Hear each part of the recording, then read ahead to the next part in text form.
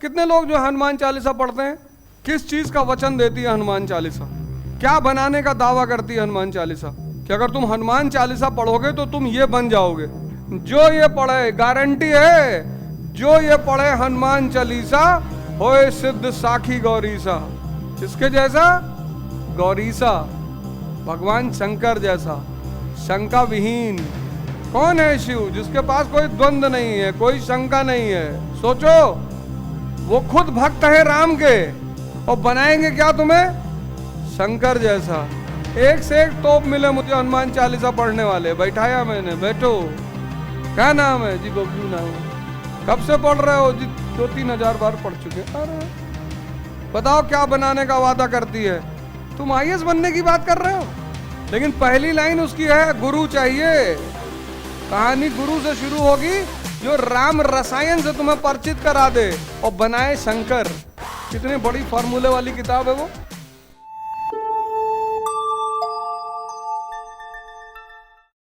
कभी कभी आदमी बहुत ज्यादा स्मार्ट बनने के चक्कर में, पता है हिंदू कौवे को पित्तर में क्यों खाना खिलाते हैं? इसीलिए बहुत कुछ मिलता है कौवे से। बहुत होशियार पक्षी है। इंसान को भी लगता है मैं बहुत होशियार हूं, और ज्यादा कोई भी चीज खतरनाक है, चाहे वो होशियारी ही क्यों ना हो। टीचर अगर तुम्हें पढ़ा रहा है और तुम्हें समझ में नहीं आ रहा है, तब मुद्दा है, तब तो वो बहुत गंभीर मुद्दा है। टीचर अगर तुम्हें पढ़ा रहा है और समझ में बिल्कुल नहीं आ रहा कि ये क्या कह रहा है, तब तो वो मुद्दा हो गया। लेकिन टीचर अगर पढ़ा रहा है और समझ में आ रहा है, देखो लॉर्ड हेस्टिंग, और जिन्होंने भी मॉडर्न इंडिया पढ़ रखी होगी पहले, उन्होंने सगौली रट ली होगी। इस तरह से चित्रण नहीं किया होगा। उनको पता ही नहीं होगा कि यार सगौली का मामला, नेपाल का मुद्दा उठा ही क्यों, और हेस्टिंग के टाइम पे क्यों उठा। तो सारी तिथियों के साथ वो डायग्राम बनाना था, और कंपैरेटिव करा दिए मोहम्मद गौरी और पृथ्वीराज चौहान से। अगर एक डायग्राम समझ में आ जाएगा तो दूसरा अपने आप समझ में आ जाएगा। इसीलिए कंपैरेटिव करा दिए कि जब दो राजाओं की सीमाएं आमने सामने होंगी तो झगड़ा होगा ही। इसीलिए कंपैरेटिव करा दिए, कंपैरेटिव। और किस लिए लड़ रहे थे दोनों, ये भी बता दिए। लड़ाई हमेशा कारण से होगी। मूर्ख अकारण लड़ते हैं। तो वो उत्तरापथ पे कब्जा करना चाहता है, सिल्क रूट पे उसका कब्जा है ही है। वो पश्चिम और पूरब के व्यापार को अपने कब्जे में लेना चाहता है। कौन? गौरी। यहां मसला है अफीम का। अभी अफीम चाइना में कौन बेच रहा है? कंपनी। गुरखा सोच रहा है अगर अफीम के इलाके पे हमारा कब्जा हो जाए तो हम बेचें। अंग्रेजों ने कहा जो अफीम बेचेंगे उसका जो पैसा आएगा आधा तुमको भी देंगे। बोले कैसे दोगे? बोले तुम्हारा रेजिमेंट बनाएंगे, तुम्हारे लोगों को नौकरी देंगे। बोले तो हम तुम्हारे साथ हैं, हमको भी पिलाओगे? बोले तुमको भी पिलाएंगे। फिर गोरखा भी अफीमची हो गए। तो इसका एक चित्र बनाना पड़ता है, और चित्र कौन बनाएगा? जो शांत दिमाग है। तभी तो मैंने वो मॉडल निकाला, रैंचो मॉडल। खंडानंद को छोड़ दिया मैंने, अब मैंने दूसरा मॉडल निकाला, रैंचो। देखो मस्त है लड़का, मराठा। क्यों दूसरी प्रायोरिटी उसके सामने मराठा है? क्या बात है, बहुत बढ़िया। उसके सामने दूसरी प्रायोरिटी है मराठा। पहला प्रायोरिटी क्या था? नेपाल, क्योंकि दिल्ली से कलकत्ता बॉर्डर हो गया कंपनी का। अब दो पड़ोसी प्यार से रहेंगे। दूसरा टारगेट बन गया मराठा उसका। क्यों? सेंट्रल इंडिया है ये, बिल्कुल बात सही। दिल्ली पे कब्जा, कलकत्ता पे कब्जा, और अभी अब सेंट्रल इंडिया, इस पे पूरा कब्जा है ही नहीं। और कंपनी को आना कहां तक है? कंपनी को आना है साउथ इंडिया तक। और सिर्फ कंपनी को साउथ इंडिया तक नहीं आना है, मराठों के कब्जों में एक और क्षेत्र है। कौन सा? मराठों के कब्जे में एक क्षेत्र और है, वो भी छुड़ाना है। वो बहुत इंपॉर्टेंट क्षेत्र है, राजस्थान और गुजरात। ये राजस्थान और गुजरात ये मराठों के प्रभाव में है। ये पूरा एरिया अभी मराठों का दबदबा है, टूटे हैं, खत्म नहीं हुए। और ये गुजरात और उड़ीसा के बंदरगाह कौन संभाल रहा है? मराठा। गुजरात का बंदरगाह कौन संभाल रहा है? मराठा। उड़ीसा का बंदरगाह कौन संभाल रहा है? मराठा। ये सारे स्ट्रेटेजिकल एरिया किसके कब्जे? मराठा। इधर कौन बैठा हुआ है? गायकवाड़, बड़ौदा का गायकवाड़ ही तो है। इधर कौन बैठा हुआ है? भोसले। इधर कौन बैठा हुआ है? होलकर।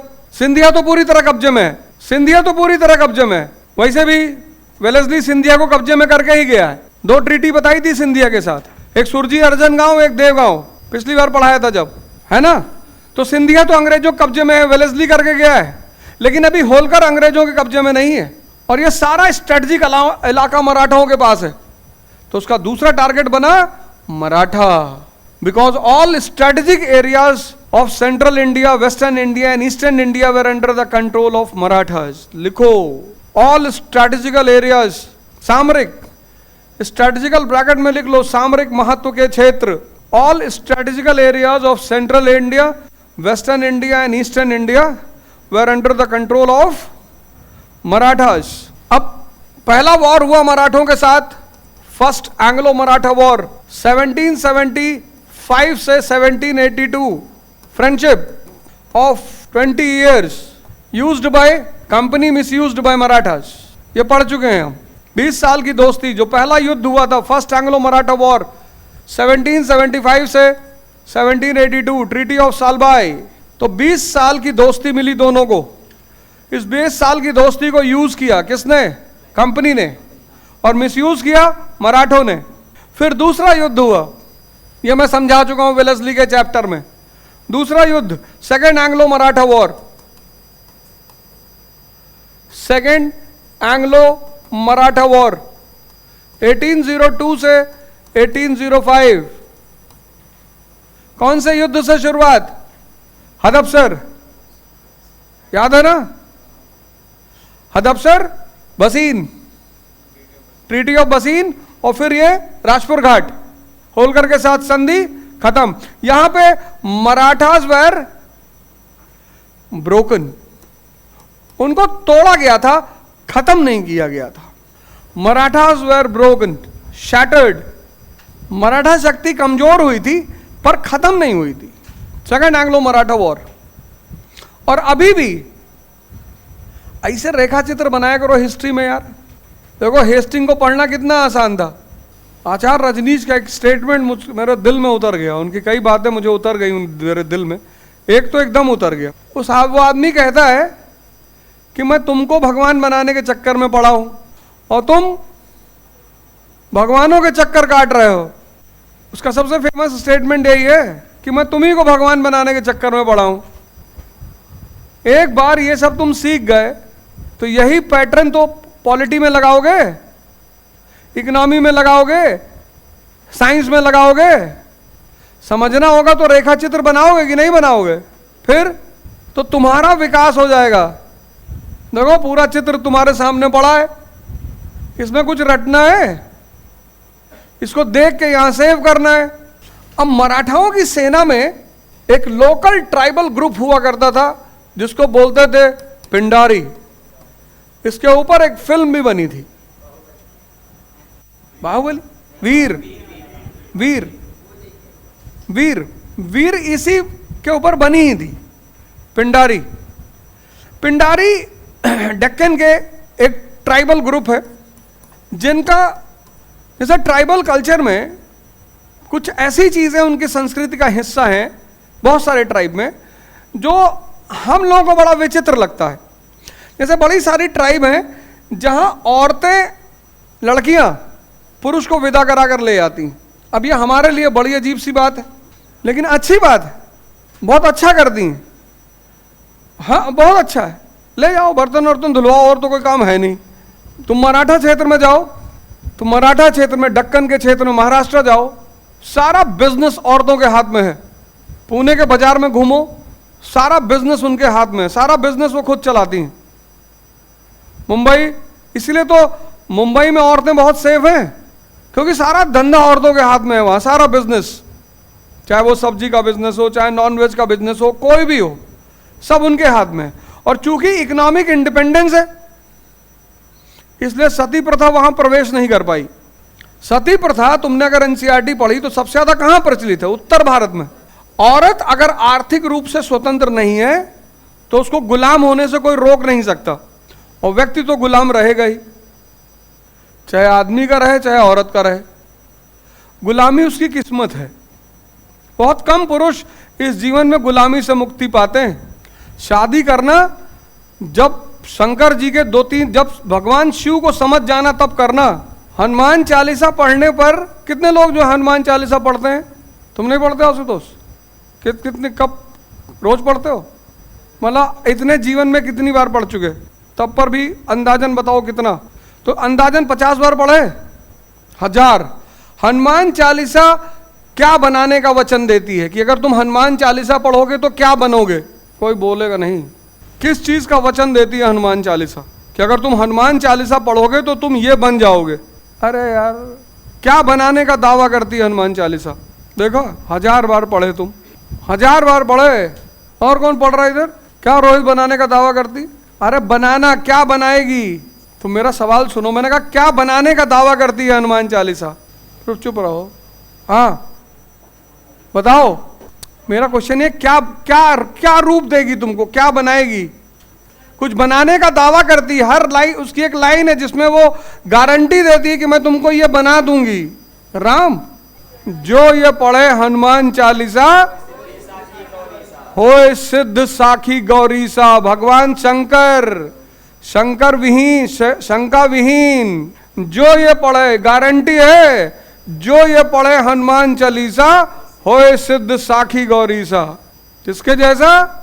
गौरीसा, भगवान शंकर जैसा, शंका विहीन।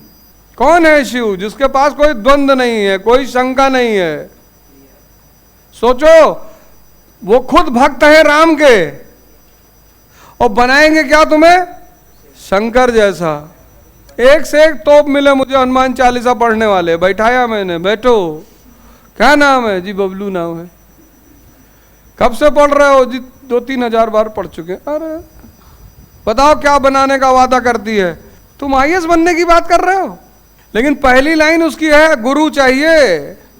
कहानी गुरु से शुरू होगी, जो राम रसायन से तुम्हें परिचित करा दे और बनाए शंकर। कितनी बड़ी फॉर्मूले वाली किताब है वो। 3 नाम दिए हनुमान चालीसा में भगवान हनुमान जी के। कौन कौन से? 1 मिनट, आशुतोष बताइए। ये 1000 बार पढ़ चुके, तुम नहीं पढ़ती हो? आशुतोष के पीछे जो लड़की बैठी पढ़ती तो, पर तुमने हाथ नहीं उठाया है। पढ़ती हो तुम? तुम कौन सा दुर्गा सप्तशती पढ़ती हो? हाँ? कपालिका का मतलब क्या होता है? हाँ बताओ। 1000 बार पढ़ लिए। तुम क्या पढ़ते हो जी? लास्ट में बैठे हो, पूजा वूजा करते हो? किसकी करते हो? ये मौली जो है, ये क्यों बांधी जाती है? रक्षा के लिए। इसीलिए इस देश की हालत इतनी खराब है। यहाँ का पढ़ा लिखा जो युवा है, उसी को कुछ नहीं पता है। 3 नाम दिए, 3। एक बता दे रहा हूँ, 2 कल फाइंड आउट करके बताना। एक तो पवन सुत, केसरी नंदन। 3 नाम दिए, 3, और तीनों का मतलब है, तीनों का मतलब है। तीनों नाम का कल मुझे मतलब चाहिए। कल पता करके बताओ उस 3 नाम का क्या अर्थ है, किस संदर्भ में कहा गया है। यही तो प्रॉब्लम है। तुम पढ़ोगे फिर रहने दो। यही तो दुविधा खड़ी हो गई। इतनी कोचिंग क्यों खड़ी हो गई? कोई सवाल ही पूछने वाला नहीं है। कोई जिंदा दिमाग है नहीं क्लास में जो हाथ उड़ा दे, मास्टर ये हेस्टिंग ने नेपाल से झगड़ा क्यों किया? भी जाओ पूछो किसी क्लास में, तो मजा देखो।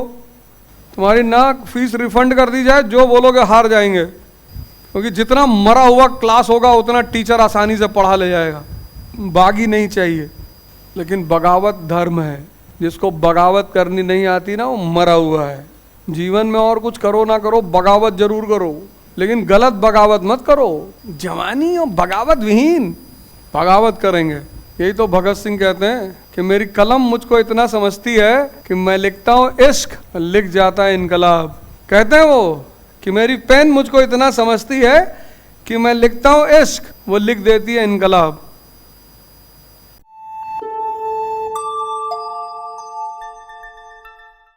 श्री यथार्थ ने एक प्रोग्राम को डिजाइन किया, द्विज। इस प्रोग्राम का यह है कि 8 घंटे जो तुम्हें साल भर पढ़ना है, 8 आवर्स, वो तुम हमारे साथ पढ़ो। पढ़ना ही पढ़ना है। एकेडमिक्स एग्जाम में क्या है? सिर्फ 10 दिन 8 घंटे पढ़ना है। बीए फर्स्ट ईयर की एग्जाम डेट आई 8 जुलाई से 22 जुलाई, कितना दिन? 10 दिन। तो 10 दिन पढ़ना है 8 घंटे, वो 10 दिन तो चल जाएगा। लेकिन आईएएस में 8 घंटे 365 दिन पढ़ना है। ये 365 दिन का शेड्यूल है, और वो ना कर पाओगे। एकेडमिक्स में 8 घंटे सिर्फ 10 दिन पढ़ना है हर साल। आईएएस की तैयारी में 8 घंटे 365 दिन पढ़ना है। तो सुबह 8 बजे तुम्हारी क्लास होगी जीएस की, 8 AM से 10:30 AM, ये जीएस की क्लास हो गई। 11 ये तुम्हारी 2.5-3 घंटे की क्लास हो गई। अब तुम बाहर नहीं जाओगे, 1 घंटे तुम अपना रिलैक्स हो लो, फिर तुम्हारी क्लास हो जाएगी 11:30 से फिर 2.5 घंटे 2 बजे तक 2 PM। ये तुम्हारी न्यूज़पेपर की क्लास है पर डे। अब कुछ लोग कह रहे साहब फीस कितनी है? 1,10,000। टीचर केवी पौरिया, उनका वीडियो तुम यूट्यूब पे देख सकते हो। टीचर यूनुस खान, उनका वीडियो, जितने टीचर हैं सब प्रोस्पेक्टस में मेंशन है, उसको लेके जाना, सबके वीडियो तुम यूट्यूब पे देख सकते हो, सबका अप्रोच देख सकते हो, सबका पढ़ाने का तरीका देख सकते हो।